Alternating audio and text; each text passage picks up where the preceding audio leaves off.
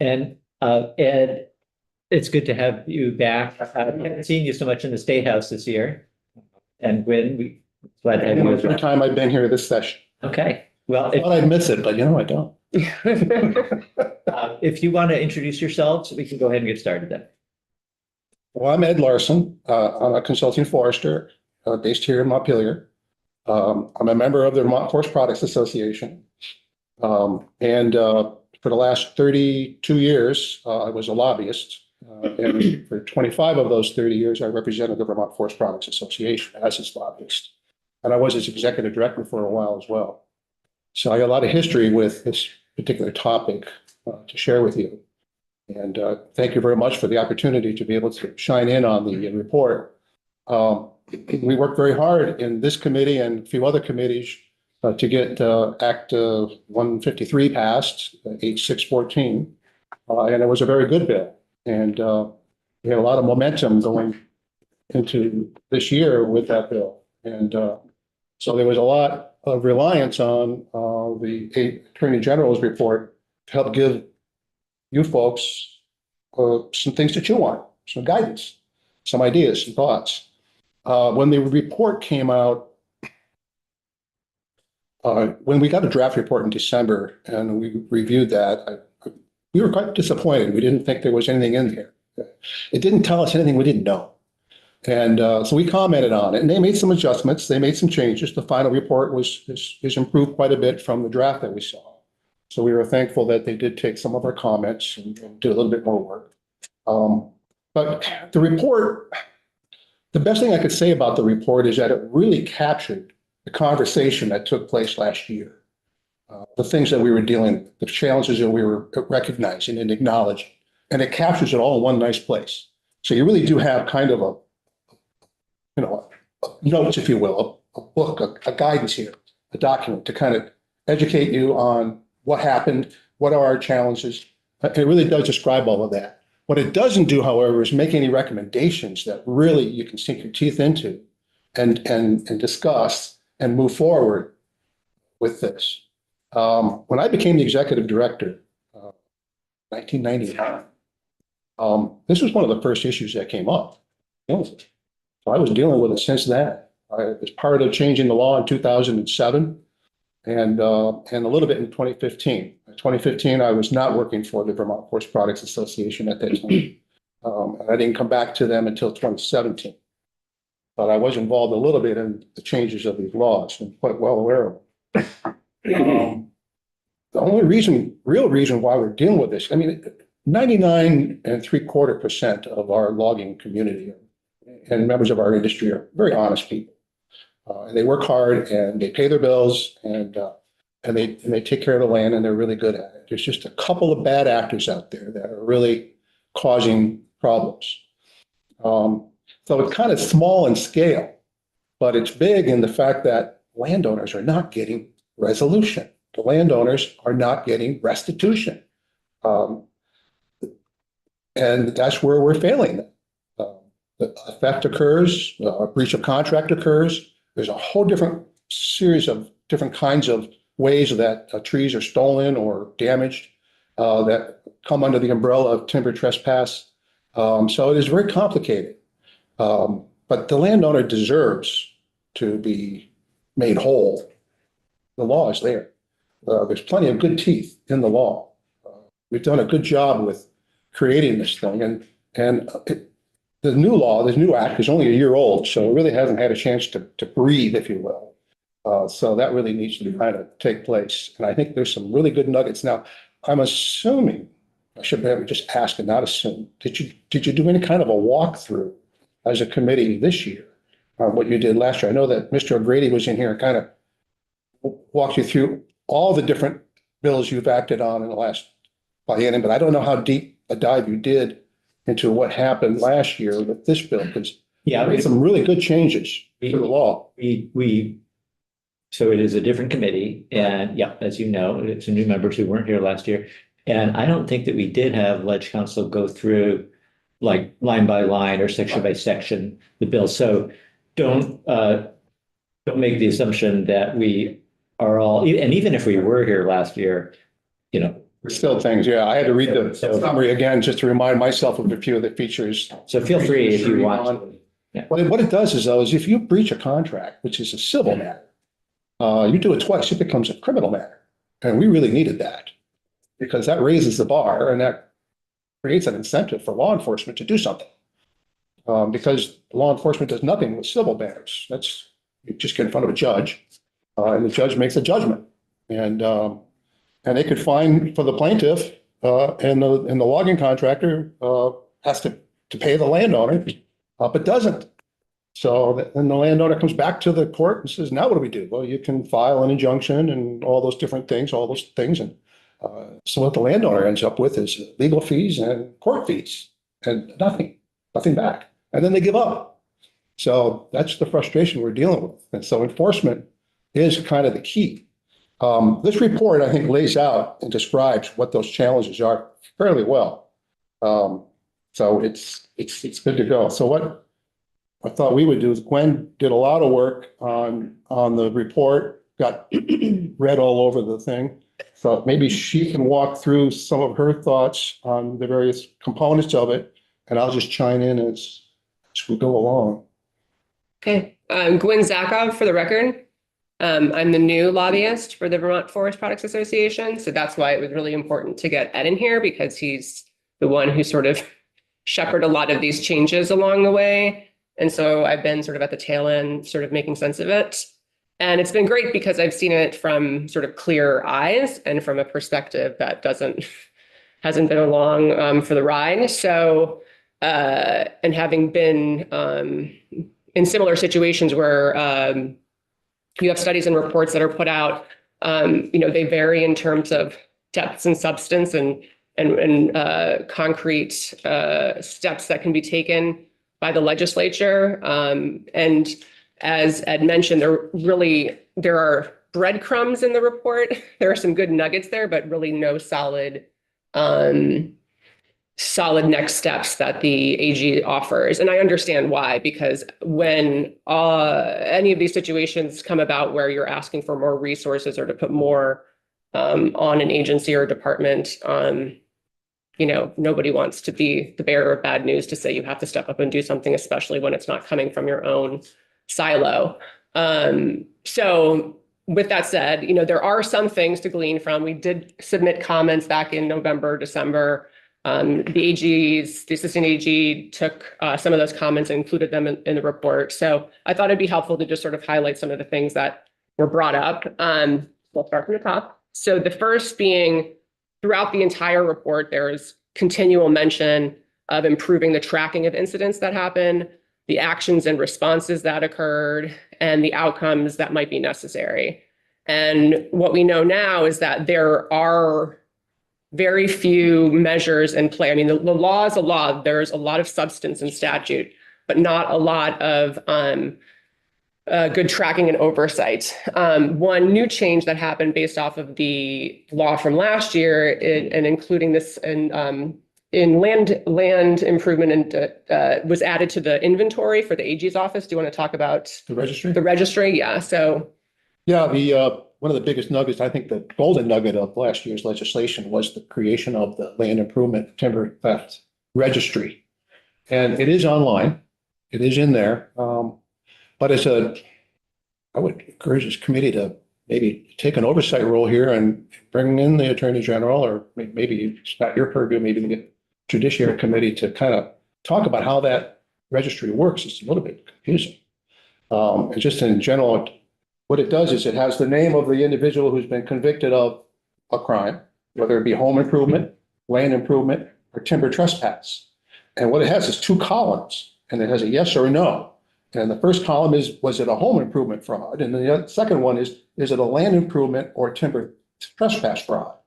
And mind you, it doesn't label those for the layperson. Like, I'm an attorney and I know what those symbols and numbers mean, but for a layperson looking at it, they don't know what Title 19 section, whatever. So having, at least titles on it would, for a layperson, would be really helpful, just to say, am I looking at, timber? Am I looking at land? Am I looking at home? Just to get some, and that would be a really easy fix to make, just to have it more accessible and usable. Or even I think a third column for just timber would be really helpful. Because when you see the yes in that second column and you see a name, if you don't recognize the name as being a logging contractor, you don't know whether it was an excavator or a landscaper or a logging contractor. You just don't know. And so for a landowner who we're trying to encourage to use that registry, when you make a decision on who you're going to hire, you want it to be easy to read. You Yeah. want to see the column for timber theft and see those names and go, okay, those are the names I'm not going to take a bid from. That's the idea of the registry. So I would like to make it a lot simpler. Yeah. So if we can encourage the Attorney General to find a way to Yeah. change that registry so And- that it's workable. And I do believe that the Department Forest and Parks does have a on their webpage. I went through their webpage sort of with a fine tooth comb, and when you go through, I think it's titled the landowner or something along those lines. It does take you to that landing page, so that's helpful. And I will say that they do an excellent job of having information on their page. So yay for that. You have some good, They have some good tools on it. So it's getting that information out there for those who need it. It would be, even better, but they do have the information. So going back to the tracking of incidents. So I think that's a good first, sorry. Sorry, Representative O'Brien, before we go on, had a Yeah, question. just while we're on this, can you just describe or give examples of each one of those categories to us? Like, is timber trespass different than timber theft, different than, and what was the land improvement fraud. Yeah, land improvement fraud. Well, it's funny that we kind of attached timber trespass to the land improvement fraud area to begin with. There's some logic there, but it didn't hit me squarely in the eyes at first blush. But land improvement is, landscapers, any improvement to land away from the actual dwelling or building or structure that you're working on. So they separated home improvement and the contractor that does building and carpentry from excavators and landscapers. They separated that. And then they lumped logging contractors in with the landscapers and excavators. And that's why I'm trying to separate that so that it's clearer to us who has been found, had a judgment against them for timber trespass. And it could be a variety of different kinds of timber trespass. It could be a boundary dispute that just couldn't get resolved. And the contractor was found guilty of trespassing or it could be that they outright stole trees from a landowner who was absentee or they had a contract and they breached it. All those will show up in there. So if we were looking at this list, we wouldn't know what the specific crime was, for example. Unless you were to pull, the statute out and look it up and sort of be able to decipher exactly what section they're talking about. And that's only in the first column, because that was I think land improvement. But the second column, which he was referring to, fraud versus trespass, it doesn't parse out which is which. So that's why he mentioned having a third column to say this is trespass and this is fraud. And trespass is when you take trees on someone else's land, like a budding landowners. And We use that term pretty broadly, I'm finding in Or- this particular policy. theft could be just, we had a contract, I cut the trees, I never paid you. Yeah, and we call that trespass too. It's all kind of lumped under the same trespass terminology. I'm just trying to separate anything to do with trees from landscapers and Yeah. excavators. Just trying to separate that Yeah. so that we have a nice populated column. Hopefully it's not very well populated. There's only a couple of names in there, hopefully. And hopefully there'll be no names in there over time because we do so well at enforcing that people will dare not steal timber. That's the goal. Question, Representative Liskey. It's a follow-up on Rep.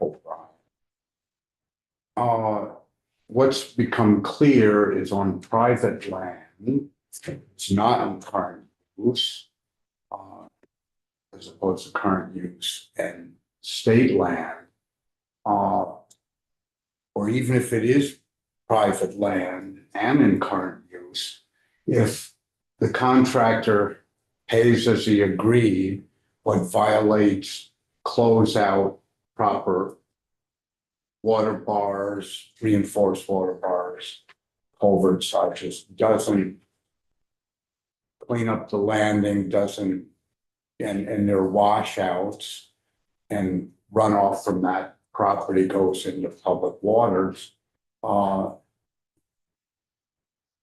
That's a water quality violation. That's not a timber trespass. but failure to close out, Right.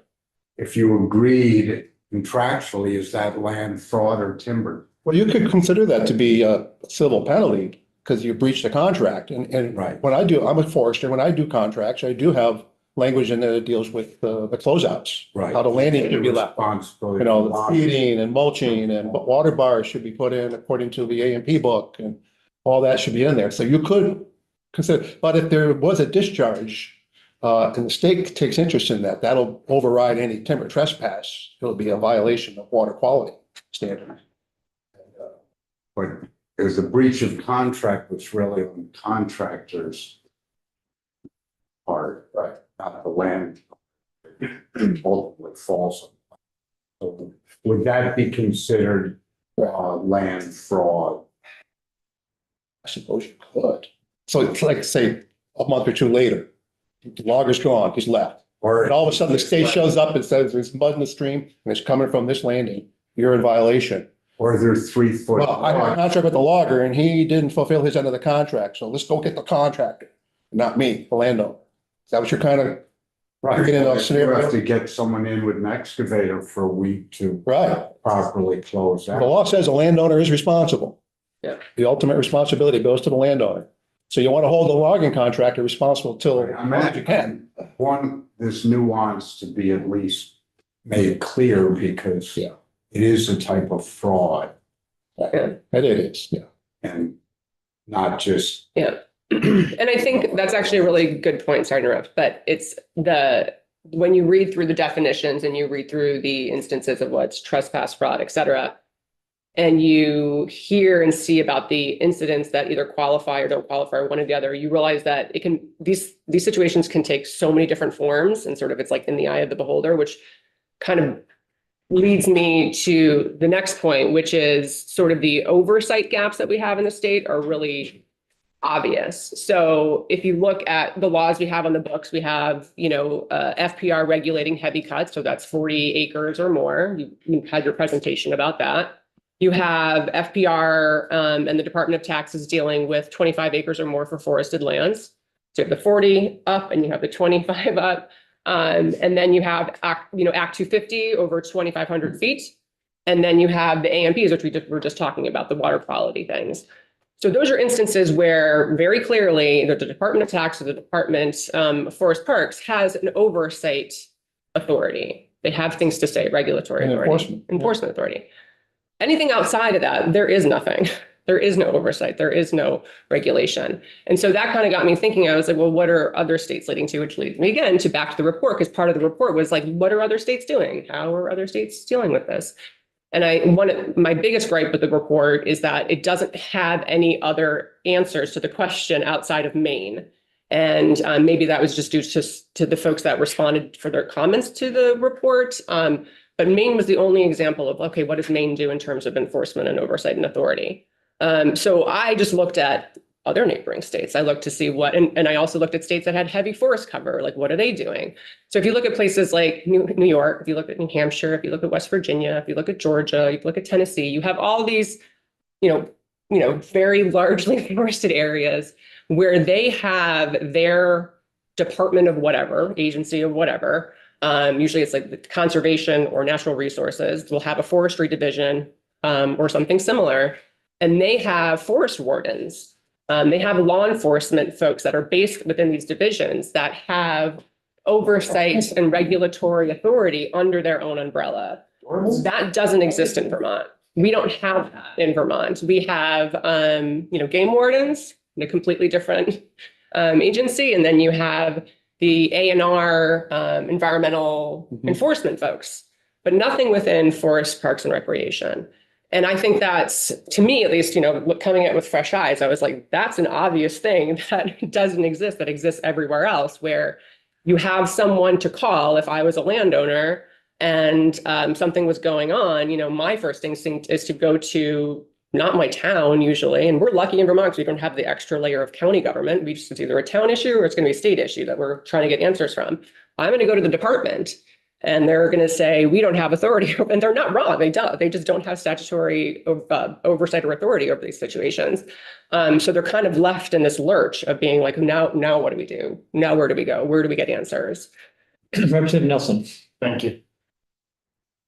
This is, I thought of the same thing the first day we heard about it, and the state police don't want to deal with it. Yep. The game wardens have got enough to deal with, dealing with their issues plus domestic animal issues. I was thinking, how many cases would there be a year? 1, 2, 6? It's hard to say. According to what she has in this report, it's like between 6 and 10 a year. So is that a job for, can like their forester, and I know they're under, their staffing isn't crazy. Can their foresters go out and make that judgment? So is this something that we should be working with Forest Parks and Recreation and, helping them outline and make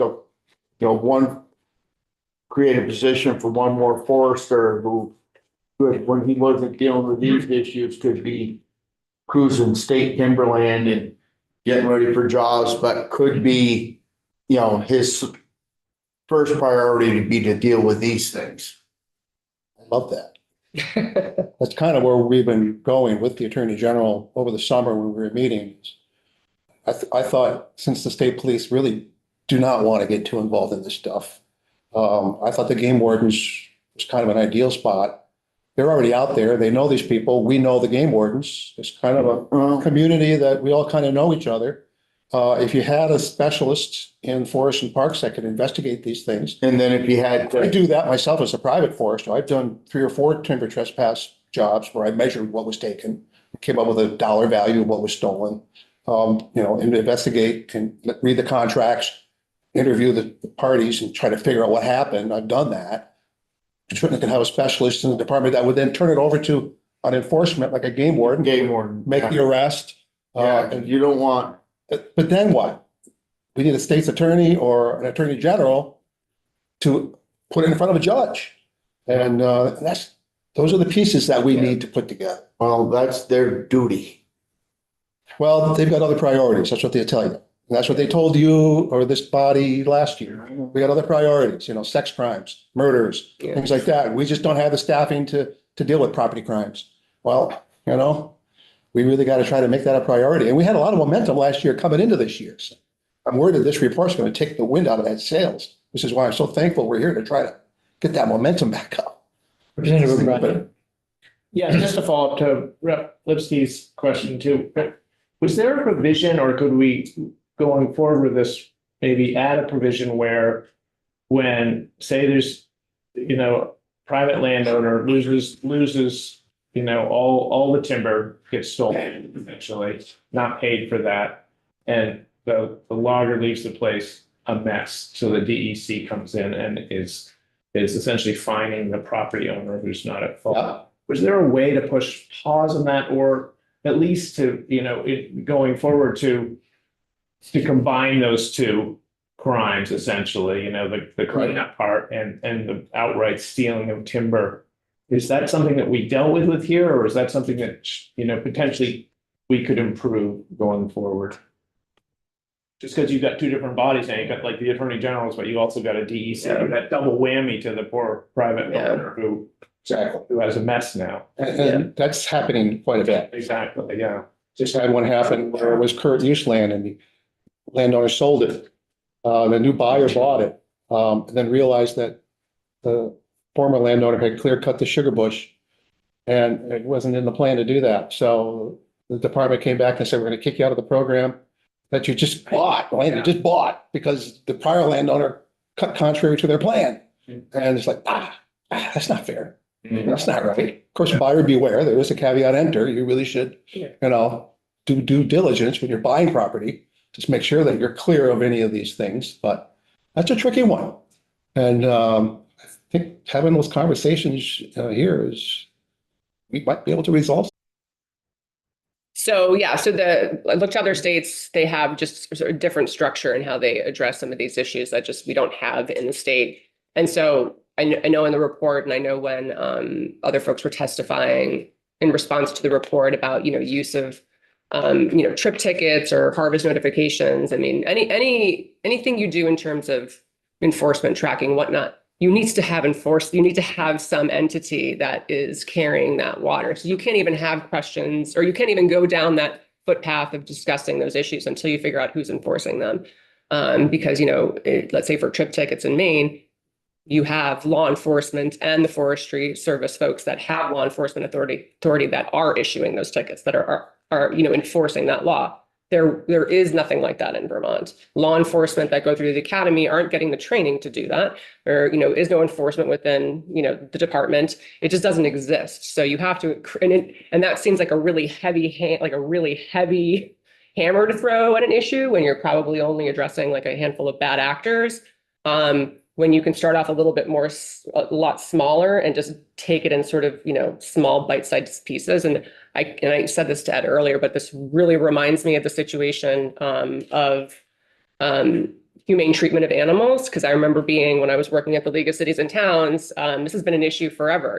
Who has authority over this at the state level? Because it was towns that were doing a lot of that work, and the state was saying, we don't have the capacity. We don't, Agency of Ag didn't want it. Nobody wanted it. And it took 8 or 9 years before finally DPS was like, okay, we have law enforcement authority. We know how to do these investigations. We can actually prosecute these cases. So they said, okay, fine, we'll do it. And then it took an additional 2 years. And if you read the paper, over the last few weeks, they finally hired someone to take that job. It took a decade to make that happen. So I know this isn't going to happen overnight, but it's something that the state really needs to think about. Obviously resources are spread thin, but it seems like a small bite out of the apple to take to at least have that conversation with ANR, with the department, with Fish and Wildlife. Can we make incremental change to maybe have better oversight and maybe think about enforcement a little bit further down the road? You have more? I think the last thing was, education and outreach. And I don't know how, I'll go back to what I said earlier, is that the department has so much information on their website. They do such a good job. No gripes whatsoever. I was looking for, is there like a sample contract? Oh, there's a sample contract. Are there FAQs? Yes, there are FAQs. It's just a matter of getting that information out there. And I don't really know what that silver bullet is. And I know that for the VFPA, we're talking about revamping our website to make these things more, visible, and having our own sample contract and, doing our part in the process. But really, the situations that we're running into with these bad actors, it's really unfortunate because you have these individuals preying on folks who maybe don't have 25 acres that's enrolled in current use. They might be under that threshold. So they target those folks because they know that they're not under a forest management plan, and they can just say, hey, you got 24 acres or less and we're going to target you and go about their business. Or they have landowners who are absentee. They might be away during half of the year. Or you might have, elderly folks who just don't know. How to get that information to those folks who are being preyed upon is really key. And I don't have an answer to that, but I know that those are talking with the foresters and the loggers over the last several months, those are the examples that they've been giving about how they're able to sort of work around the system, not getting flagged in order to do their bad deeds. And that's really unfortunate. What Gwen had cited, she says that the Forest and Parks website has some great information for landowners. Sample contracts regime, how to hire a forester, how to hire a logger. A lot of good stuff in there. We don't seem to market it very well. And how do we reach these landowners? Gwen was just describing absentee landowners, folks like that, smaller parcels with beautiful timber on it. We got to reach them. So, the Vermont Forest Products Association, and I believe the Department of Forest and Parks is really wanting to do some outreach and all of that. If we can get a registry that is easy to read and easy to use, we would love to point at that and let people to see that and find creative ways to reach these landowners.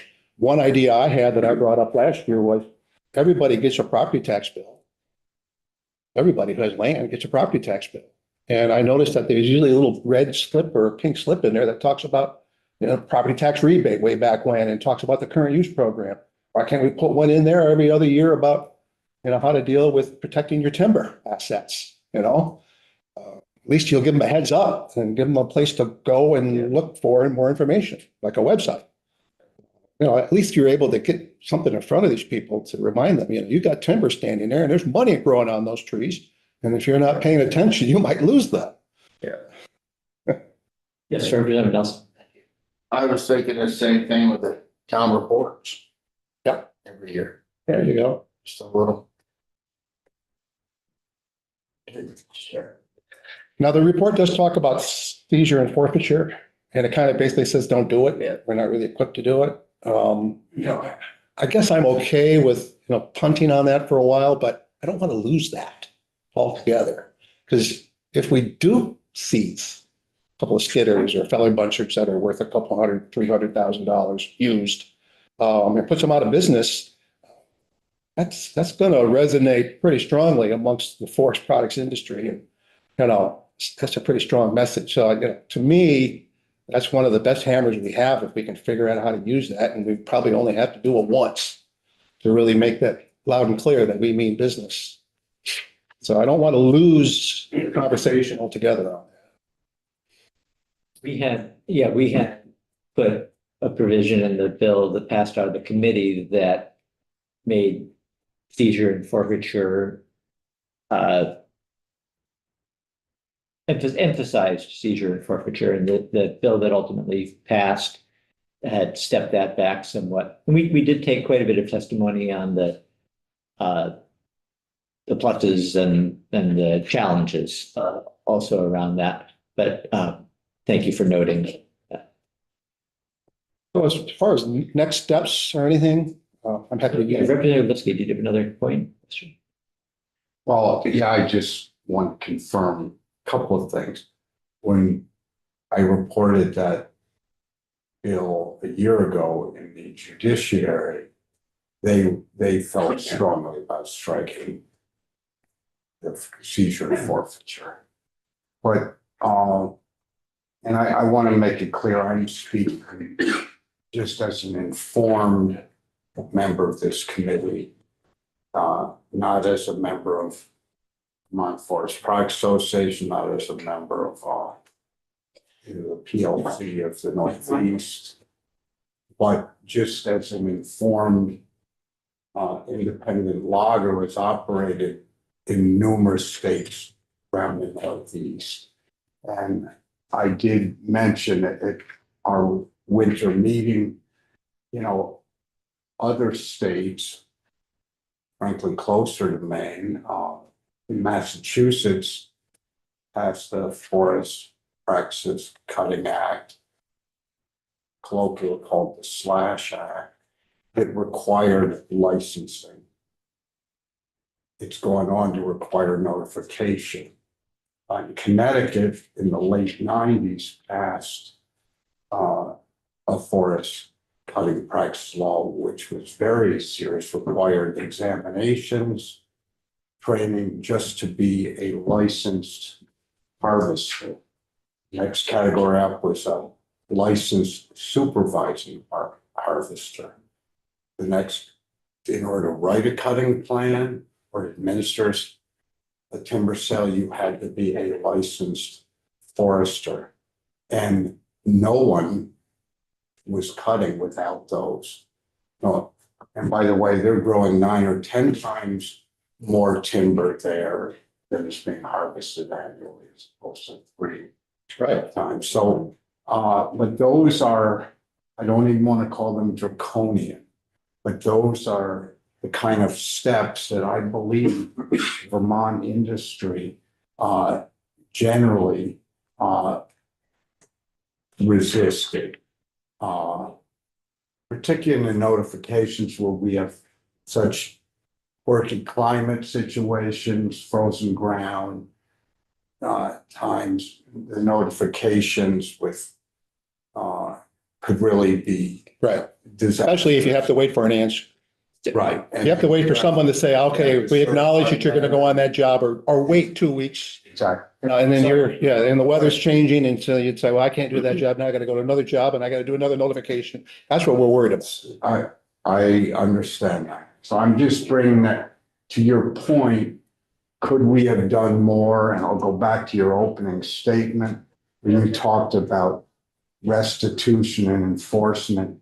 This came to the body, this last biennium, because of people like Mike Caravel, who had been abused, had tried every avenue possible to seek justice or restitution.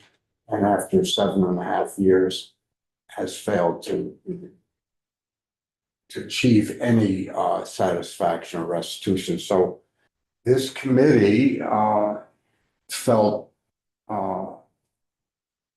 responsible to do something.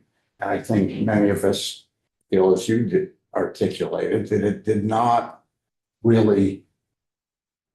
Basically, the AG's office said, we currently have 2 cases being adjudicated presently. And we will see maybe in the next year or 2, if anything comes out of those. They are recommending a 2-year pause. Right. So Let this law that was just passed. I apologize, Chairman, for expanding the conversation, but I think this was a good step in many ways. I agree with you all, but I still feel that we have yet to achieve some of our goals of restitution and enforcement through this. So I'd like to explore how we approach that, what our next steps are going to be. I mean, there needs to be a directive somewhere that brings these people together. State police, game wardens, sheriffs, I don't know. And with the state's attorneys and attorney general and some of you folks and some of our folks, and just spend some time and figure it out. Whether it should come from the governor's office to say, you shall figure this out directive, or whether it could be a resolution coming from this body. But I don't want to lose the momentum, and we need to kind of declare that we're not done yet. I agree. I think of all those options, we probably won't be able to make the governor one happen. But we can certainly continue the conversation in here to see what we can do. And unless you've got more on this, I will say, why don't we? So thank you, first of all, for coming in. We may have you back perhaps on this issue, but also just to hear a little bit more about the state of the industry.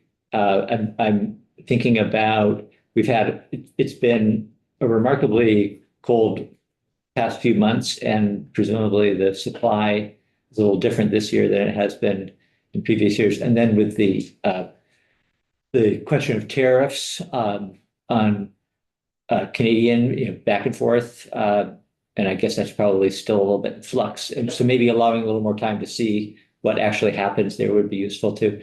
But I know this has come up, so it would be good to hear from the association. The area of tariffs. I mean, before I had my sawmill, I was a wholesale lumber trader, and bought a lot of Canadian softwood as well as West Coast softwood. And I read those softwood lumber deals that we would have with Canada. And I just said, the Americans are terrible negotiators. They eat our lunch every time we renew that agreement. So I'm not surprised to see tariffs coming in at this point, because we've just really dropped the ball as negotiators for a decent agreement with Canada. And we lose our sawmills left and right due to regulations and other matters of what we do. And be nice to be able to restore more domestic production and buy local. Maybe the pendulum will swing back the other way for a change. We've been losing a major sawmill once every 18 months on average.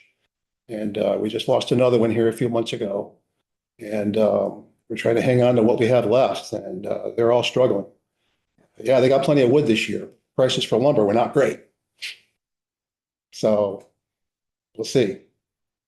And just as a follow-up, what Ed's talking about is the capacity that we have a great capacity to harvest timber when conditions are right, but we don't have a capacity. Every market fills up by mid-February, they either shut you off or the prices drop. So the market discussion is relevant to this committee, and is germane to the future discussion. Yep, yep. John, do you want to add something? Yeah, just, you two probably know, what percentage of our annual timber harvest goes to Canada for processing? Well, the wood blows, oh gosh, Catherine would have, I'd say probably 2/3 of our softwood lumber goes north of the border. Maybe 20% of our hardwood. I'm just guessing, because I haven't looked at those numbers in a while. I know that Danny is part of the Northeast Forestry Association that tracks that. So they come up with a report every other year. It talks about wood flows, lumber flows, all that. Yeah, most of our wood does leave our borders. It's roundwood, not as finished wood. You asked about the foreign frontier with Canada, but a lot goes to Maine. That's all New York. over. I was thinking of tariffs, it's like, yeah. Yeah, but would it's make it tariffs. coming way back. more leave the state. I assure you, Canada will not put tariffs on our logs. Oh, It's very different from ag. So, I mean, when you look at ag and there's all these exemptions for processing and, what, is exempt from local zoning, Act 250. I mean, those same things are not enjoyed by the forest products industry. So you'll have, wood processors who are just doing firewood and it takes them 2 years to go through Act 250. There's, You're lucky. so there's a lot of hurdles along the way for working lands that have forests on them that just don't exist for ag. So it's a very different conversation you're having, and that's why we're at where we're at. thank you. Thank you. Thank you.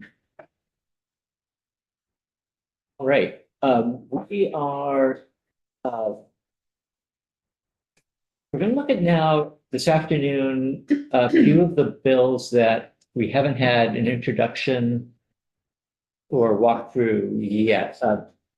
We're not gonna get to all of them today. We probably won't get to all of them this week, but my goal is that we will, over the next couple of weeks, hear from the sponsor and then Ledge Council on each bill. And we're going to start with a couple today that Representative Supernaut has introduced. We've got a half hour allocated for each of these, and I don't really know. Sometimes that's more than enough time. Sometimes it's not enough time. We can see where we are at 3:30, because at 3:30 we have non-committee member scheduled to come in. I want to keep that one on time, just to respect that person's time. Heather, if you want to see there. And I think unless you want to put something up on the screen, we can just.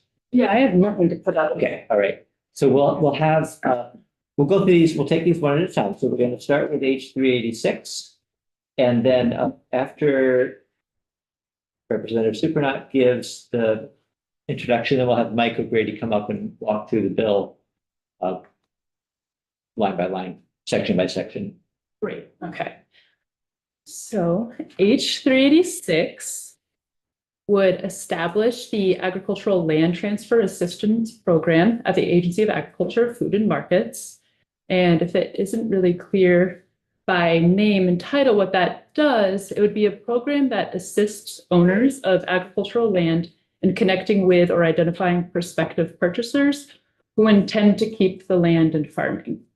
And before I really dive into the nuances of the bill, I think I want to lay the land in advocating and demonstrating why this is an important piece of legislation.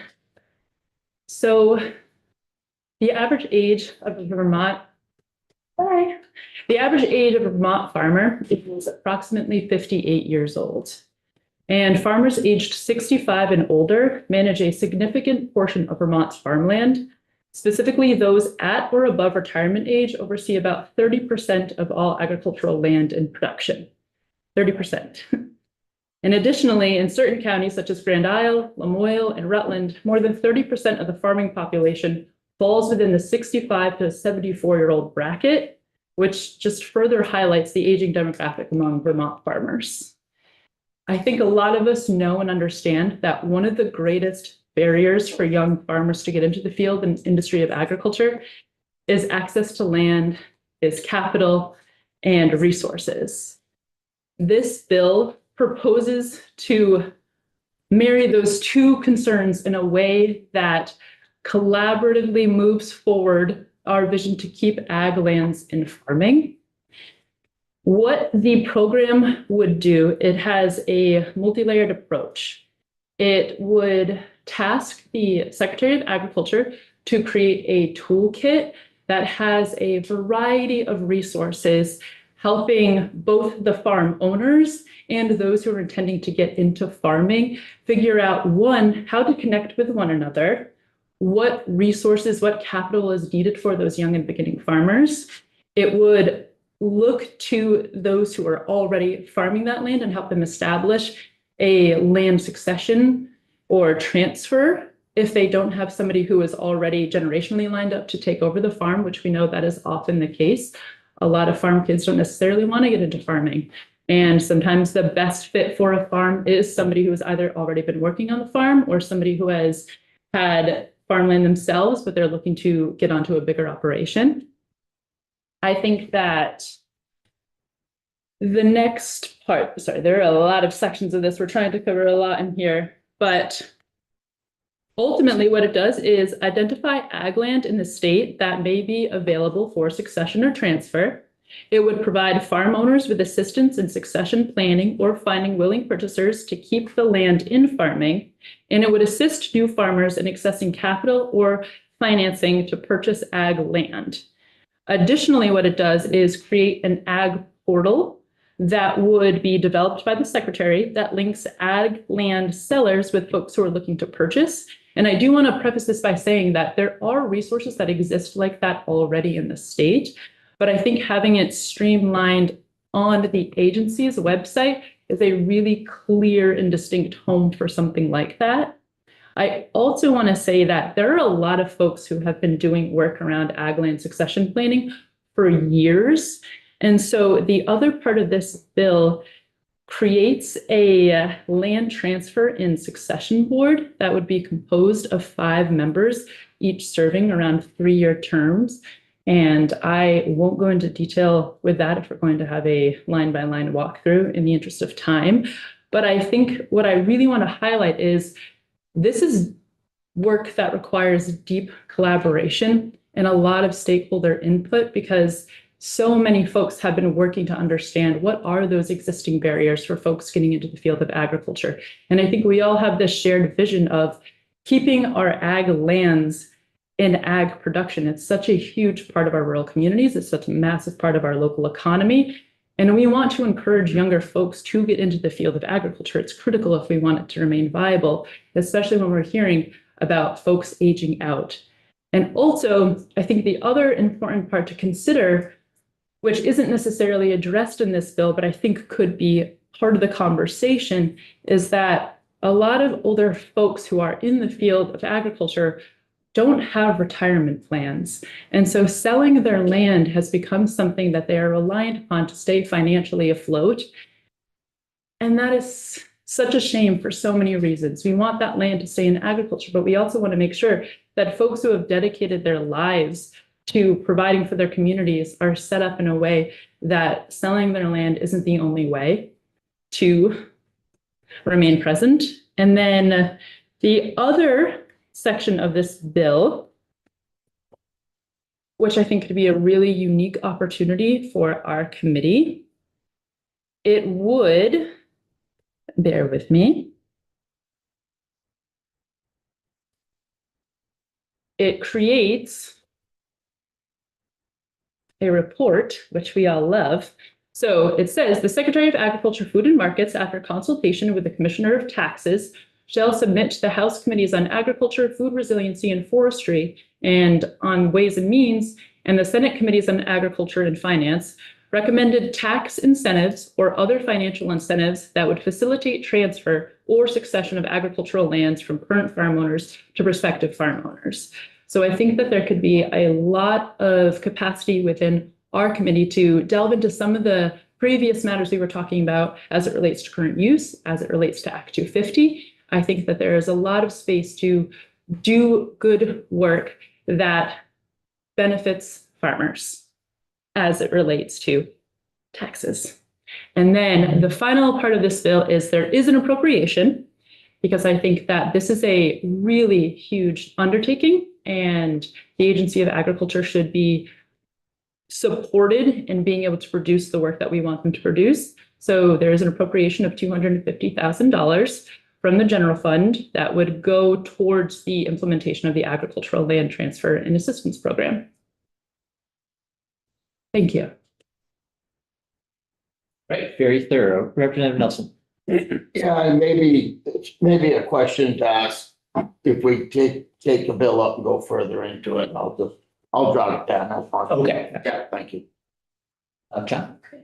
And there, who would advocate, say, for this policy, you know, sort of the boots on the ground? So here's a farmer's like, I'm hanging on to this, I may subdivide it, pull it out of current use, subdivide it because that's my retirement. And is it the board, is that who would go to them and say like, wait a minute, you know, there are 20 farmers who would love this land, or we could lease it, let's figure out some option so it stays in ag.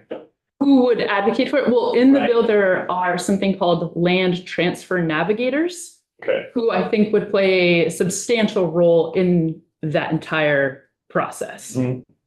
And they volunteer, or they're sort of, it's just another job description? They are Like, built know what into people the program, into the land transfer and succession are program. not paid, for example. Well, they're paid. Yeah. Oh, they are at the ag agency. Okay. We will compensate them. That's where the 250 is partly compensated. Yes. Representative Lipsky. To Representative Superdot, thank you for this presentation. I was approached by a constituent this weekend. Older couple, they produce an agricultural product called maple syrup. And, I heard it. as opposed to, they also produce a forest product called sap, but they convert it. Seriously, they asked me about, they have benefited from a program, and I'm asking you, because I wrote it down, but it was in my green wool pants, not my government pants here, but about an organization they operate in Hampshire and Vermont, elsewhere, that help facilitate the transfer from. I said, we've been dealing with these questions. They, unlike what you're talking about, have someone who's their son, in this case, that is they want to, the parents want to stay on the land, et cetera. Can you give me the name of some of those organizations a few that? Yeah, so if it would be helpful, I can tell you who the board would be composed of. And these are individuals who are specifically already doing really good work around land transfers and succession planning. So one would be the Secretary of Agriculture or a designee, a representative of the Vermont Farm and Forest Viability Program, a representative of the Vermont Land Trust, a representative of Land for Good. Land for Good. Yeah. For their organization. And a representative of the Vermont Farm to Plate Initiative. All of these folks have been deeply entrenched in this. I think they have been helpful for this particular family and other. Yeah, Land for Good is amazing. They already put out a report years ago about how to help folks in that succession process. So I think they'll be a tremendous resource. Do they operate beyond Vermont? They pulled in its stakeholders from all of New England and New York. Yeah. So, any other questions about sort of fundamentally what the bill does? Okay, thank you very much. There's, so let's bring Mike up.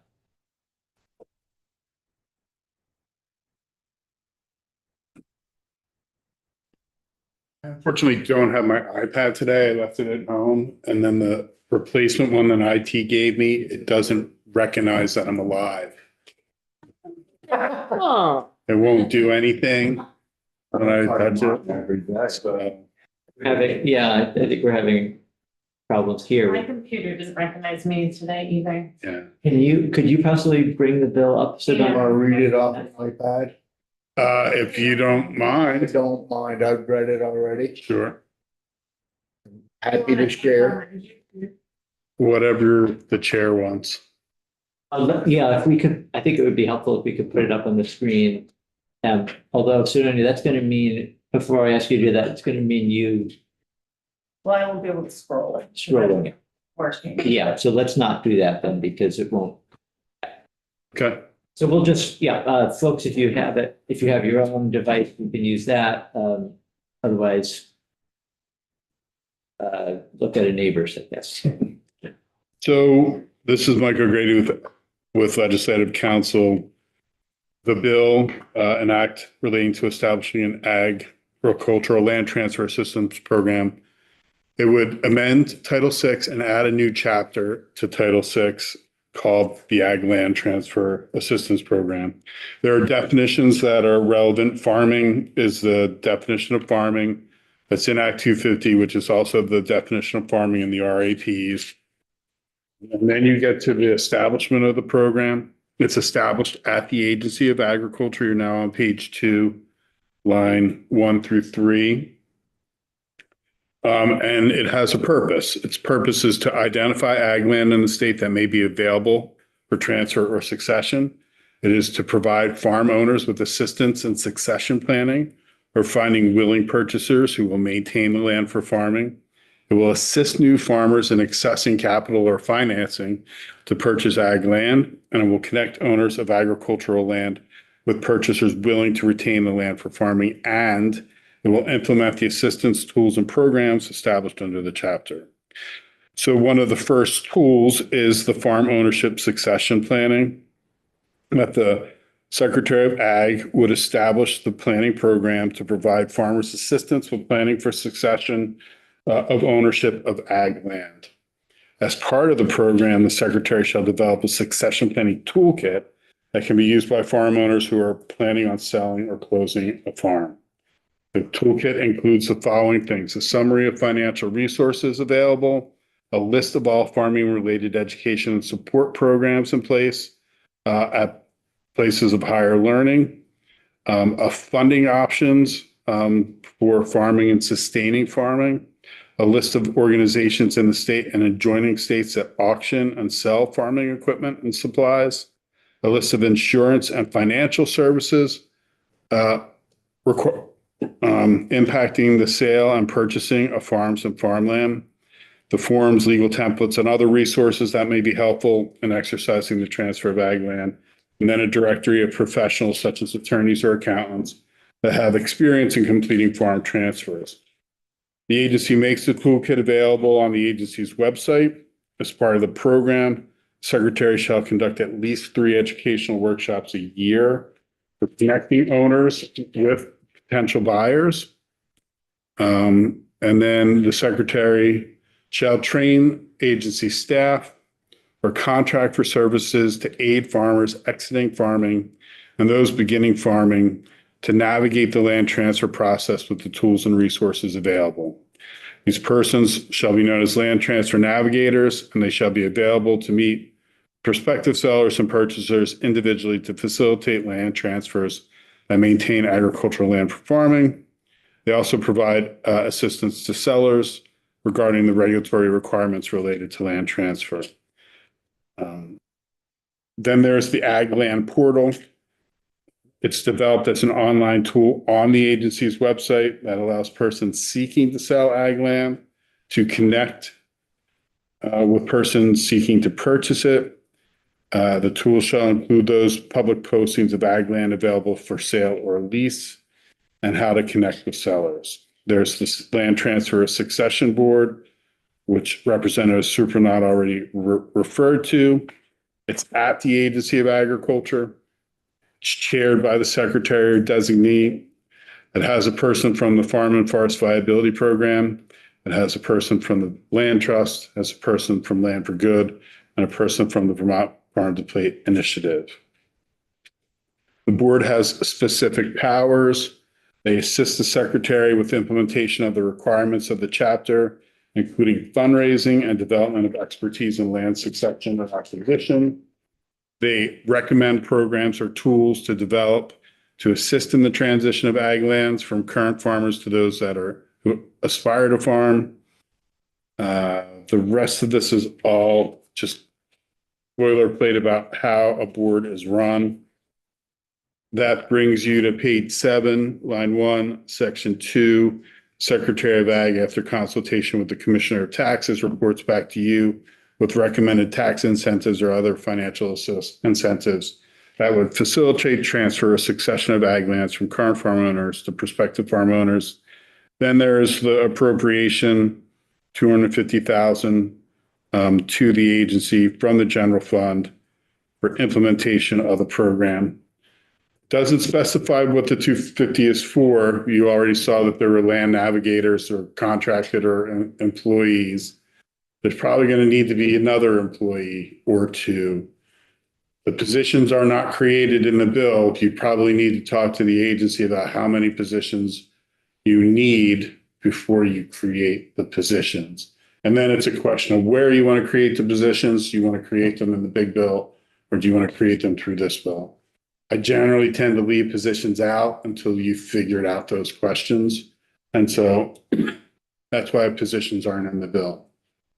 Another thing I want to note is that, as Representative Surprenant stated, there are resources and tools that are similar to this around the region.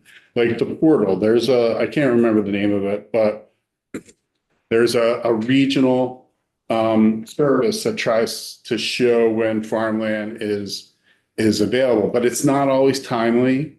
It doesn't have direct on the ground connections between the agency or people in the state that are professionals that can help. There is the Farm and Forest Viability Program, but they don't have enough resources to do all this work either. And so if you want to focus on it, I do think there are resources out there, but there isn't a central hub in Vermont for anyone to go to provide all of these services. So I think that is the purpose of this bill. And effective date July 1st. Yep. Representative O'Brien. Like, just for budgeting purposes, what is a state employee FTD go for? $125,000 right now.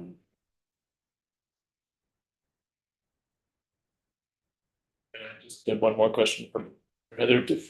Would this also be a place where, say, the Nelsons want to have a transfer and it's clear who's going to maybe inherit the farm, but it's complicated. I mean, there transfers of many properties, some in Kearney, some not, et cetera. Could they take advantage of this too? I would absolutely think that would be inappropriate. Okay. Yeah, for sure.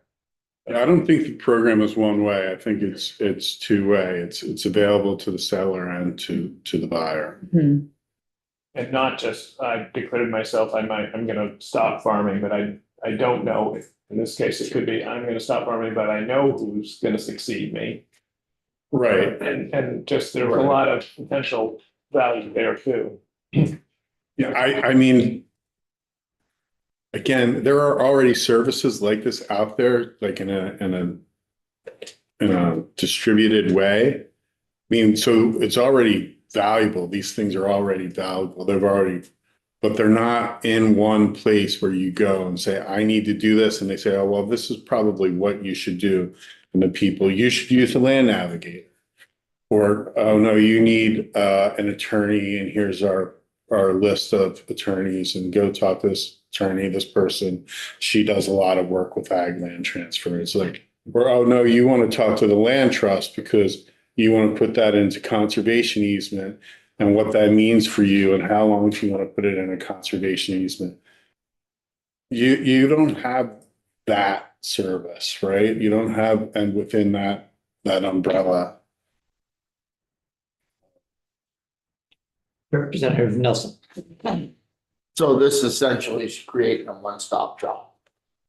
You could call it that. You could. I do think there might be recommendations to go outside the shop, like go to farm and forest viability or go to the land trust because they might have a farm that's all teed up and they just need people that are available to do that. Or they have a landowner that Right. wants to get out of farming, and because it's in land trust, it has to stay in farming. Right, and you want that farmer to also have a return on the sale that's fair. Remember Bill Johnson? Remember, I don't know if anyone Might know that real good. right, and like he did that with his farm, and he probably could have sold his farm for more than he sold it for, but he entered into conservation agreements and then worked with the land trust to find My brother. is your brother Wyatt? I did not know that. And so, but it was a multifaceted deal because it had a conservation part of it. It had a preservation part, right? And then there was going to be trees built or planted. In state land, wildland. Right. And Access to the river. Versus? Canaan. And Leamington. Like if you fish up there, you like walk right by the farm. So If you like to fish up there, I can get you better access. it's going by the bridges, that's for sure. And so that kind of thing, it took a couple of years from my recollection to put all the pieces together.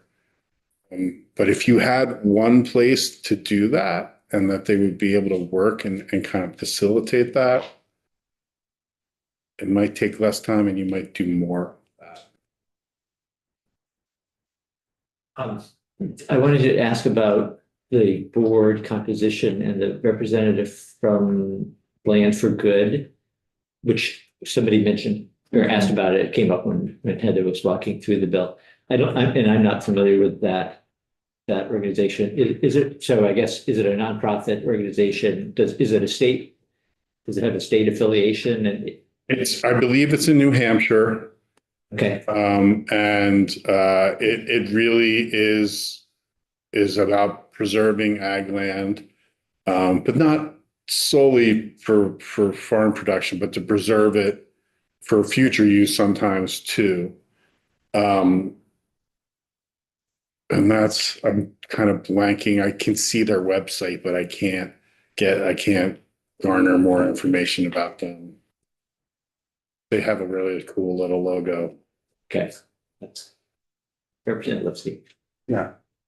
First of all, I want to say to Heather, I really value